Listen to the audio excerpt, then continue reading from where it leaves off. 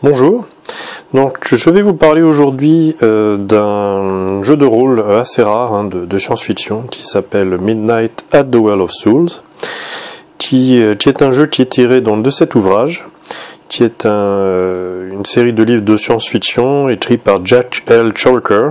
Donc c'est un écrivain de science-fiction américain qui est décédé il y a quelques années, en 2005.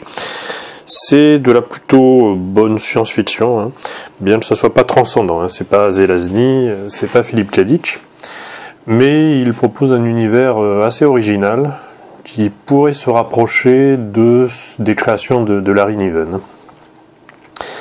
Donc, en gros, de quoi parle Midnight at the Well of Souls? Donc, c'est une série de science-fiction où des personnages dans un univers galactique qui ressemble un petit peu, qui est lui pas très développé et qui ressemble un petit peu à n'importe quel monde, empire galactique, etc.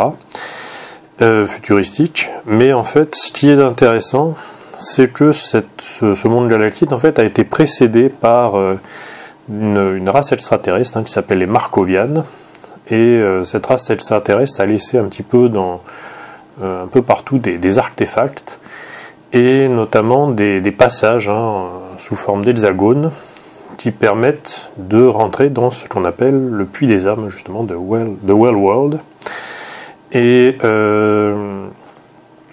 donc ce puits, en fait, ce passage, cette espèce de téléportation, amène les gens, les personnages, les héros du livre, dans une espèce d'univers, de planète, zoo, qui est couverte en fait d'hexagones, et chaque hexagone faisant à peu près en superficie la taille de l'Inde. Et dans chacun de ces hexagones, il y en a à peu près 1500.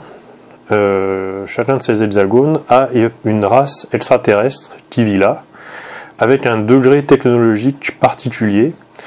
Et donc les Markovianes, dont on ne sait rien, qui utilisaient en quelque sorte cette planète comme test pour créer des planètes, de vraies planètes et tout ça. Et donc les personnages se retrouvent propulsés sur cette planète où il y a une myriade de petits hexagones comme ça, petits relativement, et donc dans chacun de ces hexagones, une race extraterrestre particulière s'est développée avec un niveau technologique et un microcosme, disons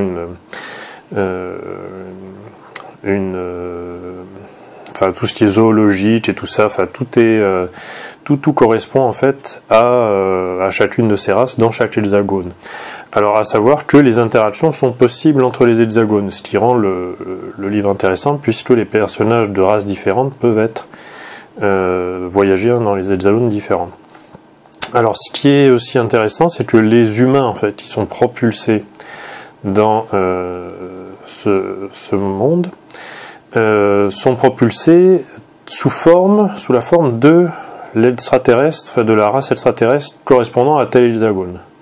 Donc dans le livre, les personnages sont propulsés un peu à droite et à gauche, et un ressemblant à une espèce de menthe religieuse, une autre à une femme centaure, et etc. Et ces personnages vont réussir à plus ou moins se retrouver, ces personnages humains. Alors savoir que les races extraterrestres qui vivent dans chacun de ces hexagones ont se reproduisent en fait, et savent aussi que de temps en temps il y a ce qu'on appelle des arrivées en fait. Donc ils savent qu'il y a des personnages qui viennent des gens qui viennent de l'extérieur et qui s'incarnent dans ce monde. Alors moi j'ai lu que le premier livre en fait, j'ai pas encore réussi à me procurer la suite. Là où ça en était en gros, le livre en fait raconte comment les personnages humains plus ou moins s'adaptent à cet univers et arrivent à interagir avec les différentes espèces qui vivent là-dedans. Ces espèces commençant de plus en plus à avoir conscience qu'ils sont dans une espèce de zoo et essayent d'en prendre le contrôle, parce que malgré tout cette planète, vu qu'il y a une espèce d'entité ordinateur, sur ce plan-là c'est de la SF un peu datée, contrôle donc la planète et chaque microcosme de chaque hexagone. Voilà. Donc en 85, donc Timothy A. Green a créé dans ce jeu de rôle cette adaptation, et avec l'aide de l'écrivain et son autorisation. L'écrivain a lui-même participé a écrit à peu près décrit 150 races qui sont dans le livre. Et donc je vous montre un petit peu donc la boîte. Donc la couverture principale, donc c'est la même que le livre, voilà, de Jack L. Chalker, qui a été signé en fait par un certain H.R. Van Dongen. Je ne sais pas s'il est lié au peintre Chess Van Dongen. Donc voilà, si vous regardez bien, on peut voir la taille d'industrie, et en fait c'est Timothy A. Green Industry. Donc c'est un jeu qui à l'époque est semi-amateur, dans le sens où bien qu'en 85 l'industrie du jeu de rôle était déjà assez développée, il y avait encore pas mal de créations comme ça, très semi-amateur. Alors on va regarder un petit peu ce qu'il y a dans la boîte. Bon, je vous montre rapidement le dos de la boîte, il n'y a rien, donc du coup c'est juste histoire de... Voilà, on se dise pas, tiens mais il a oublié. Donc voilà, donc on a donc un petit papier d'introduction qui nous explique un petit peu ce qu'il y a dans le jeu. Bon, par contre, moi j'ai pas eu les dés en fait. Alors, donc là, nous avons donc une aventure, une première aventure. Tac. Un scénario suivant marqué. Donc, je pense que ça a été tout a été fait sur un Apple, peut-être un Apple II ou quelque chose comme ça. Voilà. Alors là, voilà, ça c'est intéressant. Là, on a en fait la carte du monde. Voilà. Enfin, d'une partie, c'est la Southern Hemisphere.